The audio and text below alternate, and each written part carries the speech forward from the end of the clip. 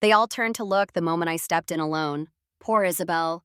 Looks like her imaginary Italian boyfriend finally gave up on her. Clara called out, her voice slicing through the air like a knife. Laughter followed, sharper and colder than I had prepared for. But then, the grand doors of Le Villeroy Palace swung open, and the entire room fell silent. Alexandre Devereux, the mysterious CEO of Devereux Group, stood at the entrance holding a bouquet of deep crimson carnations and carrying a secret that would silence every whisper in that golden hall. Stay with me, and I'll tell you how one of the most humiliating nights of my life turned into something I'll never forget. How the man I love revealed a truth that left Paris's elite completely speechless. My name is Isabelle, just a small-town girl from a little village near Venice. I drink my coffee far too sweet. My hair never cooperates when I need it to. And yes, I still bite my nails when I get anxious. There's nothing special about me, or at least that's what I used to believe. Until that night, changed everything. I met Alex 4 years ago on a rainy street in Florence. I had just tripped over my suitcase on the cobblestones. He stopped wearing an expensive suit, no less, to help me gather my things. He got completely soaked in the process, but he didn't seem to care. That's just who he is. The kind of man who notices when someone needs help and never hesitates to give it. We fell in love quietly. No big gestures, no flashy declarations, just little things. The way he sent me pictures of wild lavender from his morning runs outside Paris. The way he texted, "I'm listening," when I needed to vent.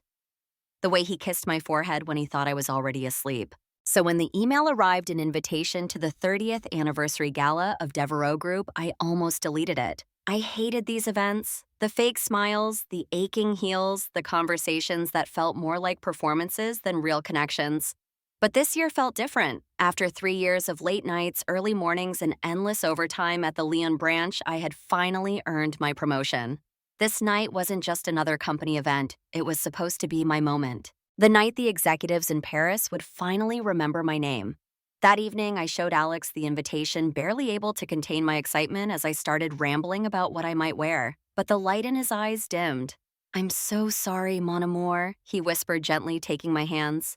"My Zurich meetings have been moved up. I'll be in Switzerland all next week." I knew he meant it. His disappointment was written all over his face. In all the years we'd been together, Alex had never once missed anything important to me. "It's okay," I lied, forcing a smile that didn't reach my heart. "It's just a company thing." But we both knew it wasn't just that. It was my night, and for the first time, I would have to face it alone. I spent hours getting ready, trying to silence the voice in my head that kept telling me I should just stay home. Clara, my only real friend in Lyon, came over to help me with my hair. She smoothed out the creases on my beige lace dress, the only formal gown I owned, bought on clearance last winter. "They're going to regret ever underestimating you," she whispered as she fastened the silver pendant Alex had given me for my birthday. The taxi pulled up in front of Le Villeroy Palace. Through the glass doors, I saw the glittering crowd already filling the ballroom. Parisian elites dressed in designer gowns, their crystal glasses catching the glow of the chandeliers. I tightened my grip on my small clutch, took a shaky breath, and stepped inside. Alone. The laughter hit me like a crashing wave. "Isabelle, you actually showed up?" Clara's voice rang out, syrupy sweet but sharp as a knife. "So, where's that mystery boyfriend of yours, or did you finally admit you made him up?" The room filled with soft snickering. I swallowed hard, trying to keep my voice steady. "He's on a business trip. Zurich." I answered, though the words felt heavy in my mouth. Clara smirked lazily, swirling her champagne. "Of course he is. Well then, why don't you join us at the singles table? We've got plenty of space for lonely hearts." I forced a tight smile and spent the next hour floating between conversations, trying to look like I belonged. But every time I introduced myself to someone important, their polite smile faded the moment I walked away. I could hear the whispers following me like shadows. No one mentioned my promotion. No one asked about my work. All they seemed to notice was that I had come alone. Eventually, I couldn't take it anymore. I slipped away to the restroom, my throat burning as I fought back tears. I leaned against the cold marble wall, my heart sinking deeper with every breath. I didn't care about the time difference anymore. I just needed to hear his voice.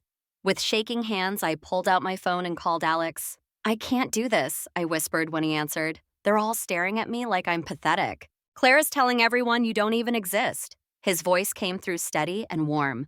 "Listen to me, Isabelle. You're the strongest woman I know. Don't let people like her steal this moment from you."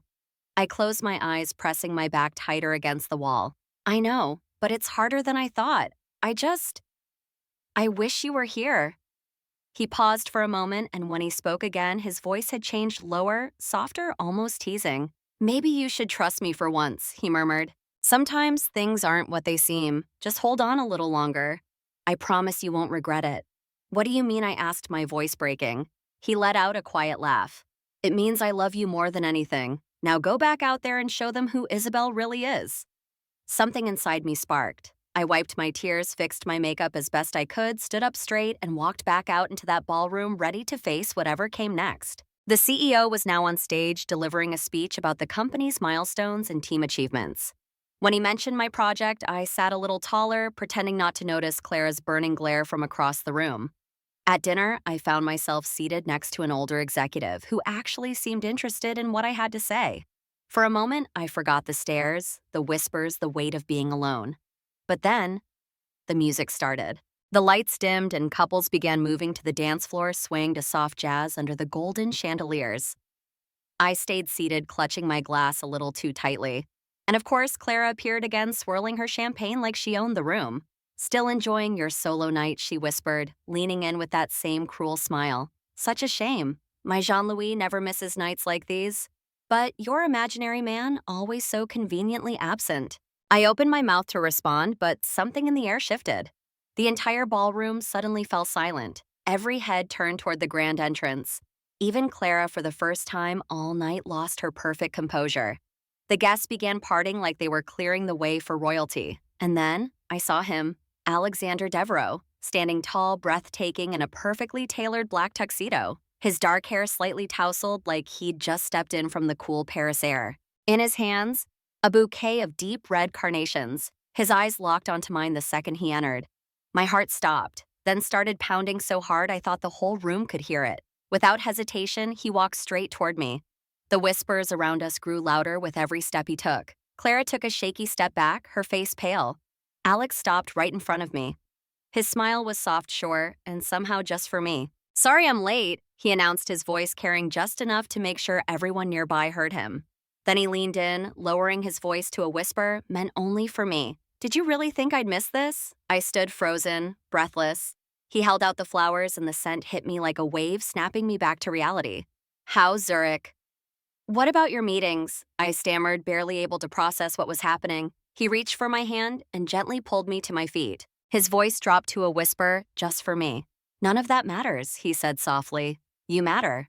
And right there in front of everyone, he kissed me. Not to make a statement, not to show off, but like I was the only person in the world who existed in that moment.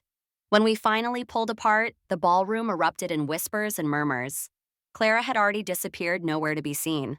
My boss approached, smiling warmly. So this is the famous Alexander, he said, extending his hand to Alex. Isabelle never stops talking about you. Glad you could make it after all, my boss added with a knowing look. The rest of the night passed by in a blur. Alex stayed by my side the entire time, charming everyone with ease. But more than that, he never let go of me. His arm rested securely around my waist like a quiet promise that I was never going to stand alone again. Every now and then, he'd lean down to kiss my temple or whisper something in my ear that made me laugh softly. And for the first time that night, I felt like I truly belonged in that glittering ballroom. As the final song began to play, we swayed together under the soft lights. I tilted my head to look up at him, the question I'd been holding back all night finally slipping out. How did you even pull this off? You were supposed to be in Zurich right now. His lips curled into that familiar, secretive smile I knew all too well. That's just the beginning, love, he whispered. The night's not over yet. It wasn't until we climbed into the taxi that he finally told me the truth. There was never a Zurich trip, he confessed as he laced his fingers through mine. I've been planning this for weeks. Ever since you mentioned your promotion might come through, I couldn't miss your moment, but I wanted it to be a surprise. I stared at him stunned. You lied. All that talk about Switzerland?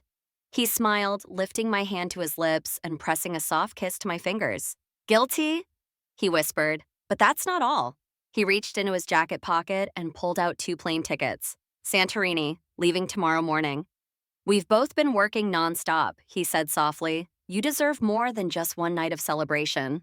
10 days, just us, sunsets on white beaches, and absolutely no Clara. My throat tightened as tears filled my eyes. I thought about our first trip to Florence, about all those tiny moments we had collected together, our walks through quiet old towns, the little cafes we stumbled upon the night he proposed under the stars in Tuscany. How did I ever get so lucky? I whispered.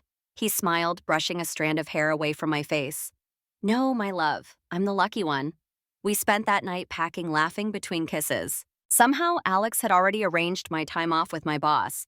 He had thought of everything, and when we finally fell asleep in each other's arms, I realized something I never expected. What started as one of the worst nights of my life had turned into one of the most beautiful. I'm still just a simple woman living a simple life. My coffee is still too sweet. My hair still refuses to behave on important days. And yes, I still bite my nails when I'm nervous. But I've learned something truly precious. Being ordinary doesn't mean your love story can't be extraordinary. And sometimes the quietest kind of love is the one that takes your breath away. That's a secret worth sharing. If this story touched your heart, don't forget to like and subscribe for more true love stories that remind us real love always finds a way. And if you know someone who deserves an Alexander in their life, someone who would cross cities, countries, even oceans just to stand by their side, share this story with them.